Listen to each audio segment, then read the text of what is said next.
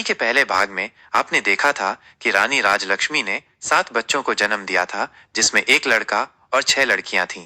लेकिन बड़ी रानियों ने छल कपट से उसके 7 बच्चों को जंगल में गड़वा दिया था और उसके पास एक पत्थर रख दिए थे।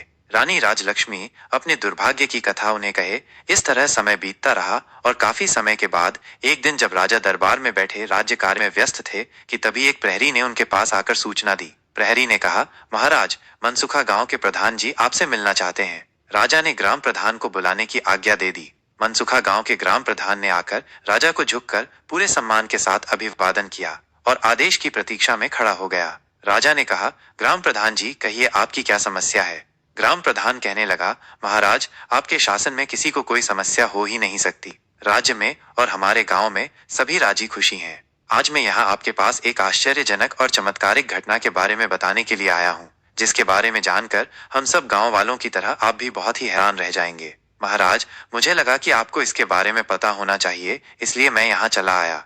राजा कहने लगे, प्रधान जी, ऐसी कौन सी चमत्कारपूर्ण घटना हुई है, उसके बारे में हमें बताइए।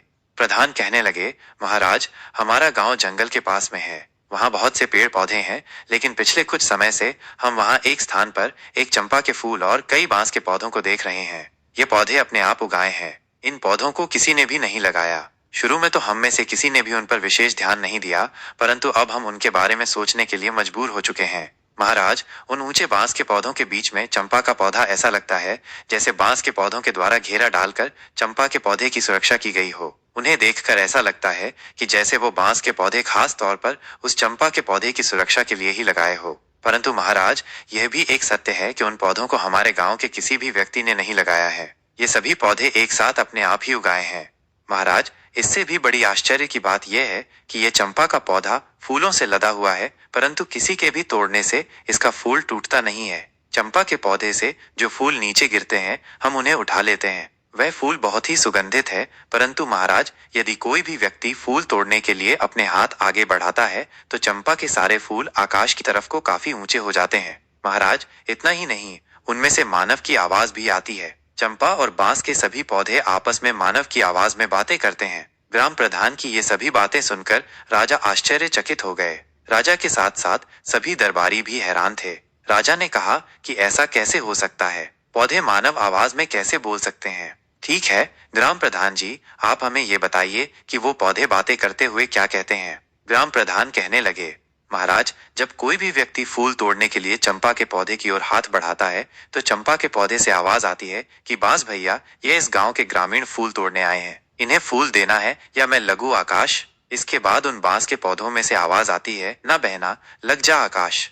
इसके बाद चंपा की डालियां इतनी ऊंची हो जाती हैं कि कोई भी इंसान उन तक नहीं पहुंच पाता। लंबे डंडे से भी चंपा के फूल तक पहुंचना संभव नहीं होता, परंतु प्रतिदिन सुबह के समय चंपा के फूल जमीन में बिखरे मिलते हैं, जो कि बहुत ही सुगंधित होते हैं। महाराज, आश्चर्य की बात तो ये है कि सभी ग्रामीणों ने फूल तोड़ने की बहुत कोशिश की, परंतु आज तक एक भी फूल अपने हाथों से तोड़ नहीं पाए। यहाँ तक कि कितने राहगीरों ने भी और आसपास के कई गांवों के ग्रामीणों ने भी बहुत प्रयास किया, परंतु कोई भी व्यक्ति एक भी फूल नहीं तोड़ पाया। सभी असफल रहे। महाराज, अब तो सभी लोगों ने उस चंपा के पौधे को आकाश चंपा के पौधे के नाम से बुलाना शुरू कर दिया है। राजा ने ग्राम प्रधान की यह सभी बातें सुनने के बाद हैरान होकर मंत्री को आदेश दिया, मंत्री जी, आप खुद जाकर देखिए वो किस प्रकार के पौधे हैं और इसके बारे में हमें पूरी जानकारी दीजिए। मंत्री जी ने कहा, जी महाराज, मैं स्वयं जाकर देखता हूँ। मंत्री जी उसी समय ग्राम प्रधान को लेकर दरबार से बाहर निकल गए। राजा और सारे दरबारी आश्चर्य में पड़े यह सब सुन और देख रहे थे। वो समझ नहीं पा रहे थे कि आखिर सच्चाई क्या है। मंत्री के वहां से जाने के बाद राजा भी यह सोचकर अपने राज्य कार्य में व्यस्त हो गए कि मंत्री जी गए हैं, वो सब कुछ पता लगाकर आ जाएंगे। राजमहल से निकलकर जब मंत्री जी ग्राम प्रधान जी के साथ उन पौधों के पास पहुंचे तो सभी ग्रामीण भी वहां पर इकट्ठा हो गए। सुबह का समय था। मंत्री जी, ग्राम प्रधान और गांव के लोग आकाश चंपा के पौधे के पास पहुंच चुके थे। वहां पहुंचते ही चंपा के फूलों की गंध उनके नाक के नथनों में प्रवेश कर गई। चंपा की सुगंध से वे सम्मोहित से हो गए। चंपा के पौधे के पास पहुंचकर मंत्री जी ने देखा कि ग्राम प्रधान के बताए अनुसार वहां पर एक चंपा का पौधा था और कई बांस के पौधे थे। चंपा का पौधा बिल्कुल बीच में था और बांस के पौधे उसे अपनी सुरक्षा के घेरे में लिए हुए खड़े थे। चंपा की डालियां सामान्य ऊंचाई पर थीं, जिसे मंत्री जी आराम से अपने हाथ से पकड़कर छू सकते थे और फूल भी तोड़ सकते थे। चंपा के फूल मंत्री जी के हाथों की पहुंच की सीमा में थे। पौधे के चारों ओर जमीन पर फूल बिखरे पड़े थे। मंत्री जी चंपा के फूल की सुगंध से सम्मोहित होकर चंपा के पौधे की ओर बढ़े और फूल तोड़ने के लिए अपना हाथ आगे बढ़ाया। तभी वहां पर मौजूद सभी लोगों को चंपा के पौधे से निकलती हुई एक मानव आवाज सुनाई दी, जिसे सुनकर मंत्री जी के आगे बढ़े हाथ जहां के तहां रुक गए। वह आश्चर्यचकित हो उठे। वो देख रहे थे कि ये आवाज चंपा के पौधे से आई थी। चंपा के फूल के पौधे से आवाज आई थी कि हे बांस भैया। हाँ बहन चंपा। यह आवाज किनारे की ओर से बांस में से आई। उसके बाद चंपा के पौधे से आवाज आई, हमारे मंत्री जी फूल तोड़ने आए हैं, क्या मैं टूटूं या लग जाऊं आकाश। आवाज स्पष्ट सुनाई दे रही थी।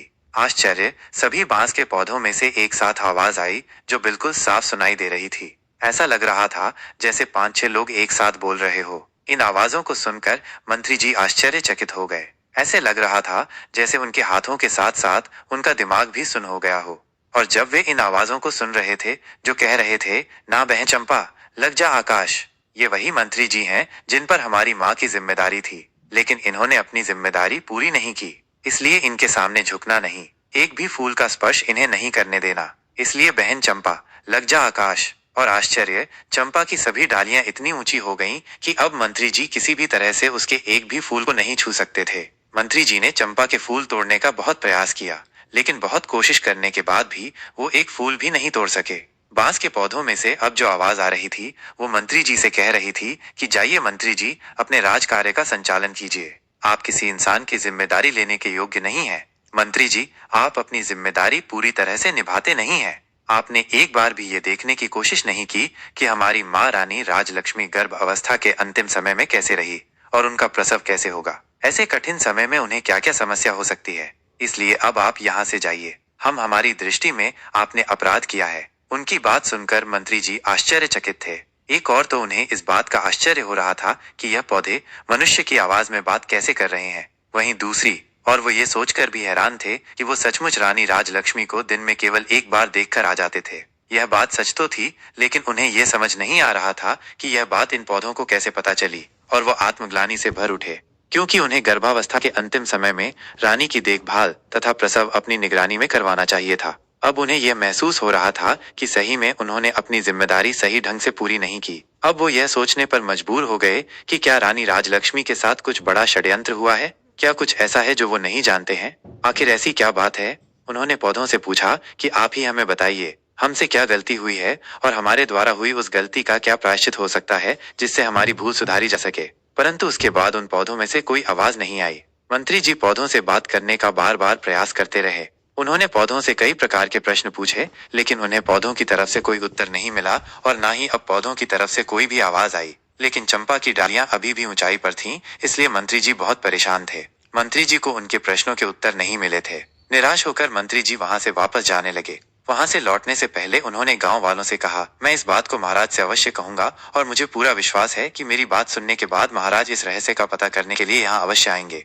इसके बाद मंत्री जी वहां से अपनी राजधानी वापस आ गए। राजमहल वापस आकर उन्होंने महाराज को सारी बातें बताईं और कहा कि महाराज, मुझे लगता है कि राजमहल में कुछ षड्यंत्र तो अवश्य हुआ है। अब मुझे तो अपने ऊपर गलानी हो रही है। मुझे ऐसा लग रहा है कि जैसे मैं राजरानी की देखभाल पूरी तरह से नहीं कर पाया। आज मुझे उन पौधों की बात सुनकर ऐसा लग रहा है कि कुछ ऐसा हुआ है जो हम लोग नहीं जानते। इस बारे में मैंने अपनी तरफ से जानने की पूरी कोशिश की, लेकिन उन्होंने मुझे कुछ नहीं बताया। इसलिए महाराज, मेरा आपसे अनुरोध है कि आप एक बार अवश्य वहां चलें और स्वयं देखें। हो सकता है वह आकाश चंपा आपको सारी बात बता दे। मंत्री की पूरी बात ध्यानपूर्वक सुनकर राजा ने कहा, ठीक है, हम स्वयं चलेंगे और अपने साथ अपनी रानियों को भी लेकर चलेंगे। हम सारे लोग वहां चलकर देखेंगे। मंत्री जी समझ नहीं पा रहे थे कि अब वो क्या करें। उन्होंने फिर से कोशिश करते हुए महाराज से कहा कि महाराज, यदि आप उनकी सूरत नहीं देखना चाहते तो ना देखें, लेकिन उन्हें अपने साथ अवश्य लेकर चलें, क्योंकि महाराज मुझे लगता है राजमहल में कुछ षड्यंत्र हुआ है और उसका पता हमें नहीं चल पाया है। महाराज, मुझे दुख है कि अनजाने में मैं भी इस षड्यंत्र में शामिल हो गया हूँ। इसलिए तो चंपा और बांस ने मुझे जिम्मेदारी नहीं निभाने वाला इंसान कहा। इसलिए महाराज, आप मेरी इतनी सलाह मानकर मुझ पर उपकार कीजिए। हो सकता है इससे मुझे अपनी भूल सुधारने का अवसर मिले और मेरे किसी अनजाने पाप का प्रायश्चित हो जाए। मंत्री की भावनाओं को समझते हुए महाराज ने कहा कि ठीक है मंत्री जी, अगर आप उन्हें साथ ले जाना चाहते हैं तो ले जा सकते हैं, लेकिन इतना ध्यान रहे कि वो मेरी नजर के सामने ना आने पाए। इस प्रकार राजा और मंत्री के बीच आकाश चंपा के पास जाने का दिन और समय तय हो गया। राजा और मंत्री के वहां जाने की तैयारी होने लगी। निश्चित दिन पर और नियत समय पर राजा अपनी रानियों के साथ आकाश चंपा का रहस्य जानने के लिए निकल पड़े। आगे आगे रथ में स्वयं राजा, उनकी पटरानी तथा पीछे 5 रानियों की पालकी थी। उनके कई प्रमुख सभा सदस्य भी उनके साथ जा रहे थे।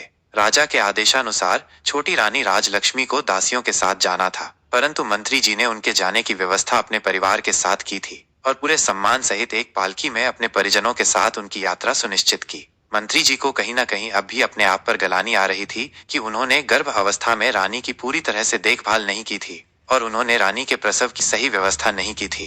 उन्हें पूर्ण विश्वास हो गया था कि रानी ने राजा को धोखा नहीं दिया है, उनके साथ छल हुआ है। प्रसव तो अवश्य हुआ है, लेकिन इसके साथ ही छोटी रानी राजलक्ष्मी राजमहल में किसी गहरे षड्यंत्र की शिकार हुई है।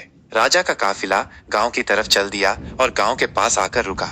वन के बाहर गांव की सीमा पर पड़ाव डाला गया। गांव के ग्रामीण राज परिवार के स्वागत में जुट गए। अगले दिन प्रातःकाल यह काफिला आकाश चंपा के पास पहुंचा और सभी लोग उनके चारों ओर घेरा डालकर बैठ गए। आज भी आकाश चंपा के फूल जमीन पर बिखरे हुए थे और उनमें से निकल रही मनमोहक सुगंधित हवा पूरे वातावरण को सुगंधित कर रही थी। चंपा की सुगंध से वहां उपस्थित सारे लोग उल्लास से भरे थे। अब राजा भी आकाश चंपा के रहस्य को जानने के लिए बेताब थे। सभी 6 रानियां राजा के पास बैठी थीं, परंतु सिर्फ छोटी रानी राज्य लक्ष्मी उनके पास न बैठकर मंत्री जी की पत्नी के साथ बैठी थी।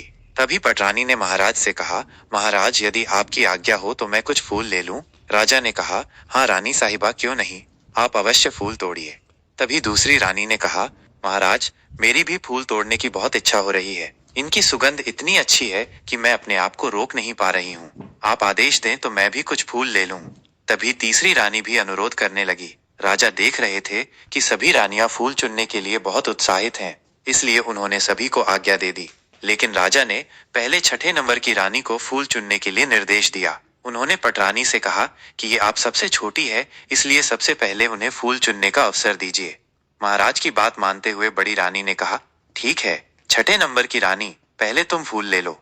रानी फूलों के पास गई और उसने चंपा के फूलों को तोड़ने के लिए अपना हाथ आगे बढ़ाया। तभी चंपा के फूल से आवाज आई, रानी आप रुकिए, आप हमारी आज्ञा के बिना इस तरह हमारे फूल नहीं तोड़ सकती। आवाज को सुनते ही रानी के हाथ जहां थे वहीं रुक गए। आसपास बैठे सभी लोग भी इस आवाज को सुनकर दंग रह गए। तभी चंपा के पौधे से आवाज आई। चंपा के पौधे ने बांस के पौधे से पूछा कि बांस भैया, हमारी ये छोटी माँ हमारे फूल तोड़ने आई है, मैं टूटू या लघु आकाश? बांस के पौधे में से आवाज आई, बहन चंपा, लग जा आकाश, ये तो तुम्हें छूने योग्य भी नहीं है। क्या तुम्हें याद नहीं कि इन्होंने हमारी माँ के साथ कैसा अत्याचार किया है? इसलिए बहन, इनके बारे में मत सोच और लग जा आकाश। इसके साथ ही चंपा की डालियां ऊपर उठने लगीं और आकाश को छूने लगीं। निराश होकर महारानी वापस आकर अपने स्थान पर बैठ गई। इसी प्रकार से 5वीं, चौथी, तीसरी और फिर दूसरी रानी भी हार मानकर अपने स्थान पर बैठ गई। इसके बाद आई सबसे बड़ी रानी। उन्होंने अपने हाथ पौधे की ओर बढ़ाए, परंतु पहले ही कहा, सभी सुने, मैं इस राज्य की महारानी और महाराजा की पटरानी हूँ। इस राज्य में जो कुछ भी है उन सब का उपयोग सबसे पहले या तो मैं करती हूँ या वो मेरी अनुमति से किसी और को प्राप्त होता है। इसलिए चंपा, अपनी डाली को नीचे झुका और मुझे फूल तोड़ लेने दे। इस बार चंपा की डालियों से आवाज आई, भैया बांस, हमारी सौतेली माँ हमें फूल देने के लिए चेतावनी के साथ धमका रही है, हमें अपना आदेश मानने के लिए कह रही है। तुम क्या कहते हो, हमें इनका आदेश मानना चाहिए या नहीं?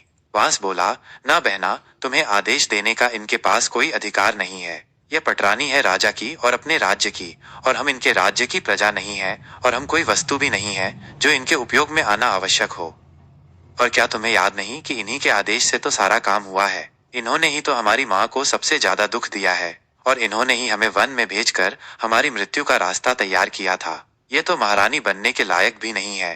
रानी और महारानी राज की जनता की माँ होती है, इसीलिए पूरी प्रजा भी उनकी संतान बनकर उनके आदेशों का पालन करती है। परंतु इन्होंने तो माता होने का अपना कर्तव्य ही नहीं निभाया। ये तो हमारी सरक हैं, हमें मारने वाली हैं। इन रानियों के हाथों में तुम अपने सुगंधित फूलों को कैसे दे सकती हो? इसलिए बहन, तुम झुकना मत, तुम आकाश में ही रहो, तुम्हें इनका स्पर्श भी नहीं होने देना चाहिए। सभी के सामने ये सभी बातें सुनकर बड़ी रानी का सर लज्जा से झुक गया। राज्य के सभी सभासदों, राज्य की जनता और ग्रामीणों के समक्ष उनका इतना अपमान हुआ जो उन्हें बिल्कुल भी अच्छा नहीं लगा। परंतु वह इस पौधे को कोई दंड भी तो नहीं दे सकती थी। उसकी इच्छा तो हो रही थी कि बांस और चंपा के पौधे के टुकड़े टुकड़े करवा दे, लेकिन वो मजबूर थी, इसलिए चुपचाप आकर अपने स्थान पर बैठ गई। अब चंपा की डालियां वापस पहले की तरह पहले वाली अवस्था में सामान्य ऊंचाई पर आ गईं। अब राजा खुद उठे और फूल तोड़ने के लिए आगे बढ़े। जब उन्होंने चंपा के पौधे के पास जाकर फूल तोड़ने के लिए अपने हाथ आगे बढ़ाए, तभी चंपा के पौधे से आवाज आई, नाना महाराज, आप ये भूल कभी मत कीजिएगा। दोस्तों, ये था आपको फूल कहानी का तोड़ने से भाग रोकने नंबर के लिए 2। मैं अपने भैया से कहानी अनुमति कैसी नहीं लूंगी। लगी यदि कमेंट भैया करके अनुमति दे जरूर भी देंगे बताना। तो ऐसी भी ही मैं रोचक आपके हाथों में कहानियां नहीं सुनने के लिए आऊंगी। हमारे इसलिए चैनल आप को अपने हाथ सब्सक्राइब पीछे ही जरूर रखिए। करना। फूल तोड़ने का जल्द विचार ही त्याग कहानी दीजिए। का भाग राजा नंबर 3 आश्चर्यचकित लेकर आप होकर लोगों सोचने के लगे, सामने आखिर उपस्थित ऐसा क्या होंगे। हुआ कि वीडियो को उनको लास्ट रोकने के तक लिए चंपा देखने के अपने लिए भाइयों से भी बहुत बहुत अनुमति नहीं लेगी धन्यवाद। और बिना थैंक अनुमति के यू। ही उन्हें रोक